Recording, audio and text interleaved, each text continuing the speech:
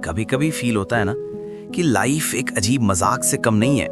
किसी दिन कोई मिलता है बिना किसी रीजन के और बस लगता है यही वो इंसान है जिसके बिना दिल को चैन ही नहीं मिलता। मुझे भी एक ऐसी लड़की मिली थी।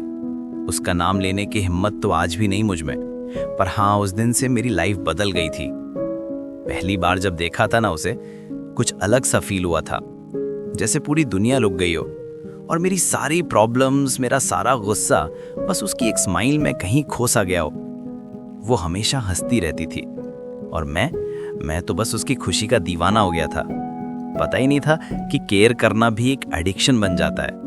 मैं उसका ख्याल रखता था हर वक्त, कब खाया, कब सोई, ठंड तो नहीं लग रही, रात को डर तो नहीं लगता।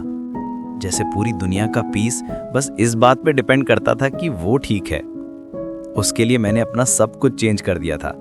वो कहती थी ना, तुम ना थोड़ा ज्यादा सीरियस हो जाते हो, पर उसे क्या पता था उसके बिना सीरियस रहना कितना मुश्किल था।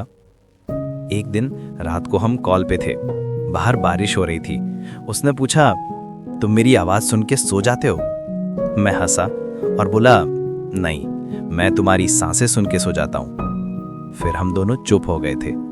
बस उसकी हल्की सांसें और मेरी धड़कन चल रही थी और मुझे लगा सुकून शायद इसी को कहते हैं। उस रात उसने एक बात बोली थी जो मेरी लाइफ का एक हिस्सा बन गई।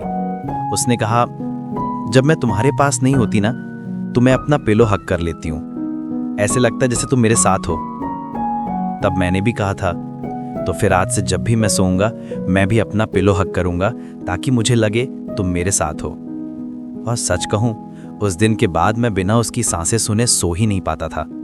हर रात कॉल पे कभी बातें होती, कभी सिर्फ साइलेंस, लेकिन वो साइलेंस भी बहुत अजीब सा प्यारा लगता था। वक्त गुजरता गया और प्यार और गहरा होता गया, पर पता नहीं कब छोटी छोटी बातें बड़े झगड़े बन गई। उससे लगता था मैं बदल गया हूं और मुझे लगता था वो समझती नहीं। एक दूसरे से इतनी मोहब्बत करते हुए भी हम एक दूसरे से दूर हो रहे थे। वो कहती थी, तुम अब पहले जैसा प्यार नहीं करते। मैं चुप रहता था, क्योंकि कभी कभी प्यार बोलने से नहीं, बस फील करने से होता है। पर उसे फील नहीं हो रहा था। वो रोती रहती थी और मैं समझ नहीं पाता था कि उसे कैसे समझाऊं। फिर एक दिन उसने कहा, अभी नहीं कर रहे हो ना कदर, जब मैं बहुत दूर चली जाऊंगी ना, तब करोगे। मैं गुस्से में बोला, हाँ जाओ, चली जाओ मेरी लाइफ से। और उसने फोन काट दिया। उस दिन हम दोनों ने सोचा भी नहीं था कि यह हमारी आखिरी बात होगी। अगले दिन मुझे एक कॉल आया, उसका एक्सीडेंट हो गया था। मैं सुन्न हो गया था, हिल भी नहीं पाया। बस आंखों के सामने वही पल घूमने लगे, वही रातों के कॉल्स, वही हंसी, वही पिलो हग। मैं हॉस्पिटल पहुंचा, पर देर हो चुकी थी। उसकी आंखें बंद थी और मैं बस खड़ा था, बिना आवाज के रो रहा था।